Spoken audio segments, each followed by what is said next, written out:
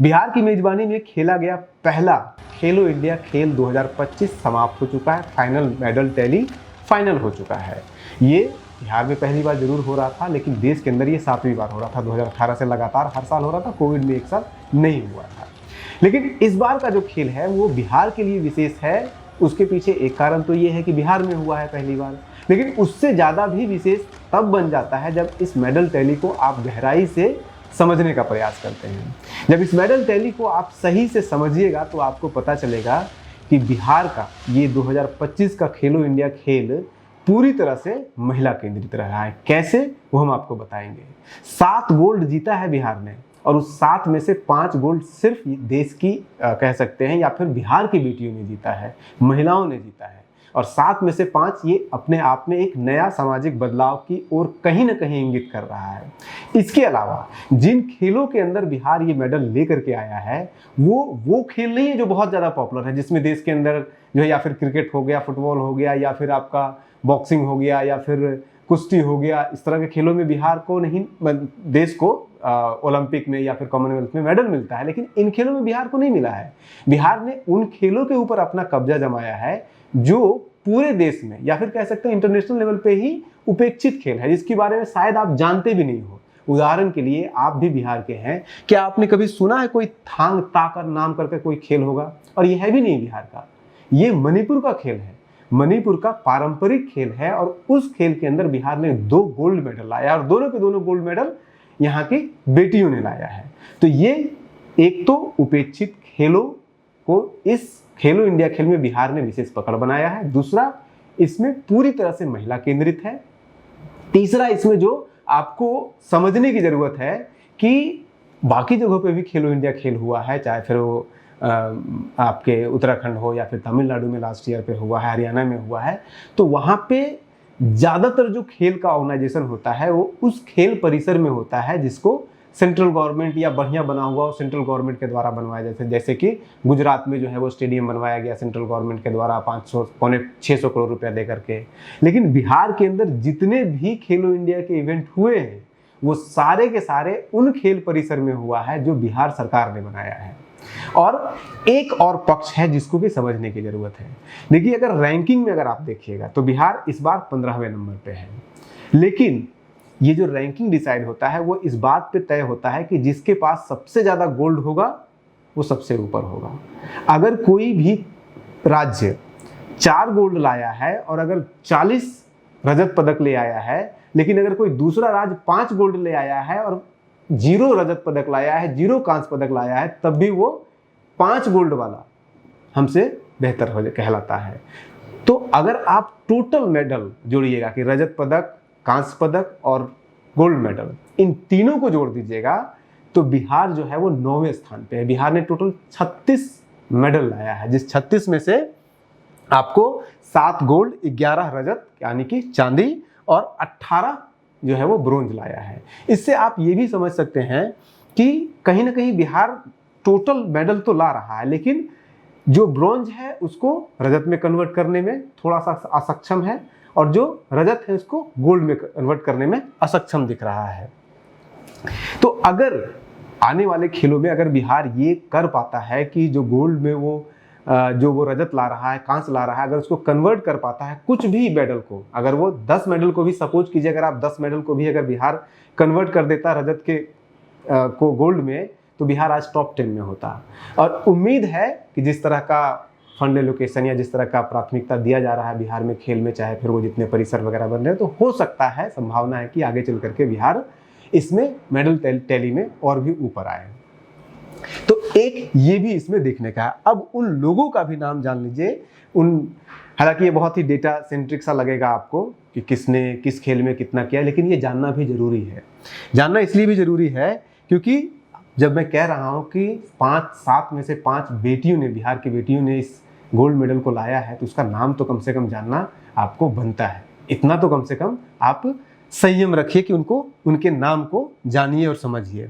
7 जो gold medal मिला है उसमें से खुशी यादव को गोल्ड मेडल मिला है एथलेटिक्स में 2000 स्टेप चेस के अंदर। उसके अलावा अलका सिंह, आपने वीडियो भी देखा होगा, जो यहाँ पे गोला रख करके फेंकते हैं, वो वीडियो भी अच्छा खासा वायरल हुआ था, उनको गोल्ड मिला है। 3 kg का गोला फेंकने में। रग्बी टीम, रग्बी का खेल आपने शायद बिहार में नहीं सुना होगा कभी, लेकिन बिहार में रग्बी के टीम को गोल्ड मिला है वहाँ पे बिहार के अंदर। और उसके अलावा महिका कुमारी जो कि थांग ता एक खेल है जो मणिपुर का पारंपरिक खेल है और बहुत ट्रेडिशनल, बहुत पुराना खेल है। अब आप इमेजिन कीजिए कि थांग ता, मणिपुर से नज़दीक तो आसाम है, आसाम और मणिपुर के कल्चर में बहुत सिमिलरिटीज है, तो आसाम को दूसरे नंबर पे होना चाहिए था। मणिपुर ने 3 गोल्ड इसमें लिया है और बिहार ने इसमें 2 गोल्ड लिया है, यानी कि हम बहुत ही क्लोज पोजीशन पे वहाँ पे थे। तो ये इंपॉर्टेंट है। और जो थांगता, जो 2 फीमेल और दोनों के दोनों यहाँ पे बेटियों ने लिया है, दोनों का नाम है, एक महिका कुमारी है और एक प्रिया प्रेरणा है।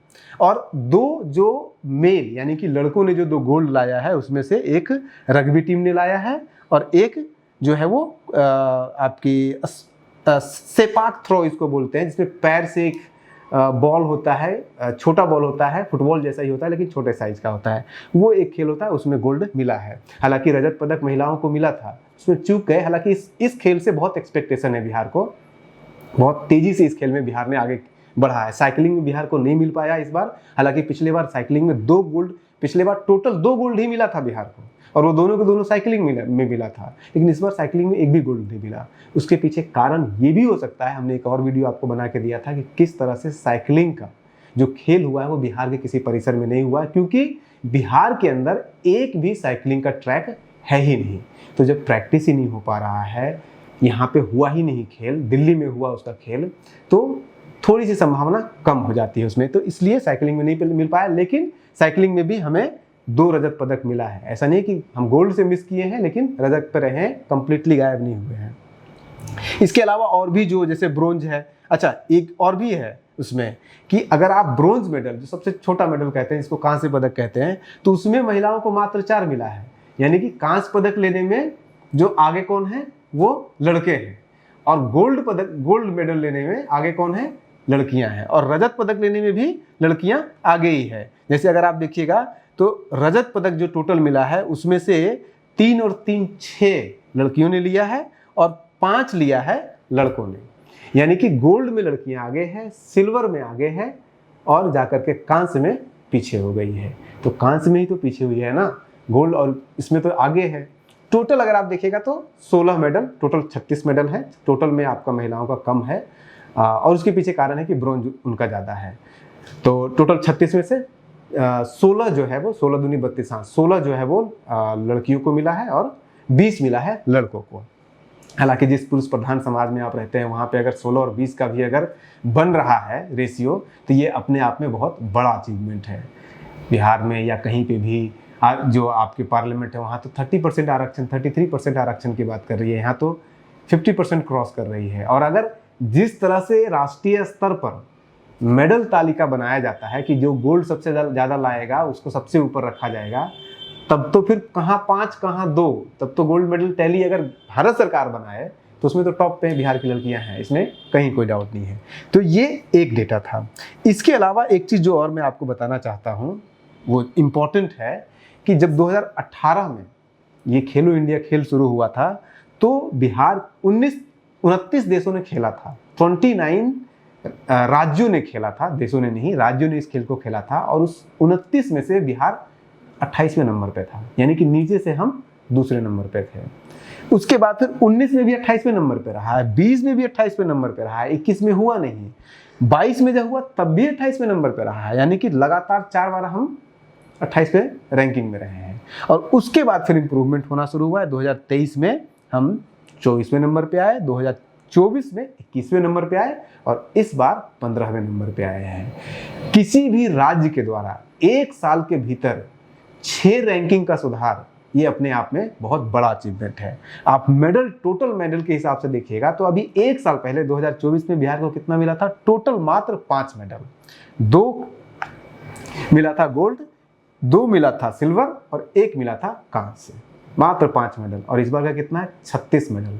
5 से 36 का जो छलांग होता है वो कितना बड़ा होता है, ये कोई बहुत बड़ी मैथमेटिक्स की बात नहीं है, आप इसको बहुत आसानी से समझ सकते हैं। अब अगर अलग अलग खेलों में, जैसा मैं कह रहा था कि बिहार उन खेलों में बढ़िया प्रदर्शन किया है जिस खेल को कहीं ना कहीं अंडररेटेड या फिर आप बिहार में या फिर हिंदुस्तान में बहुत कम लोग उन खेलों के बारे में जानते हैं। उदाहरण के लिए रग्बी में हमें 2 मिला है गोल्ड मेडल। उसके अलावा, और रग्बी को आप कोई जानते नहीं हैं, उसके अलावा अगर आप एथलेटिक्स में जाइएगा, एथलेटिक्स बहुत लोग समझते भी नहीं होंगे बिहार में। क्रिकेट बोलिएगा तो सब समझ जाएगा, साइकिलिंग भी समझ जाएंगे, बॉक्सिंग भी समझ जाएंगे, जूडो, कराटे, ये सब कुछ समझ जाएंगे, कुश्ती भी समझ जाएंगे। लेकिन कौन समझेगा? एथलेटिक्स। एथलेटिक्स में बिहार ने 2 गोल्ड मेडल, 2 सिल्वर और उसके साथ साथ एक जो है लाया है आपका कांस्य पदक। थांग ता जिसमें बार और इसको बहुत मीडिया ने प्रसारित भी है कि कैसे बिहार इस चीज़ को मैनेज कर पाया कि थांग ता में आपको 2 गोल्ड मिला है, उसके अलावा 3 कांस्य भी मिला है। टोटल 5 पदक हम लेकर के आए हैं थांग ता, जो कि एक ट्रेडिशनल स्पोर्ट है। और प्रधानमंत्री जो है वो बार इस बात को लेकर के काफ़ी मैसेज कर रहे हैं, काफ़ी प्रेस कर रहे हैं कि जो परंपरागत खेल हैं देश के, उसको आगे बढ़ाना चाहिए। तो उसमें कहीं ना कहीं बात बिहार साफ साफ आगे दिख रहा है।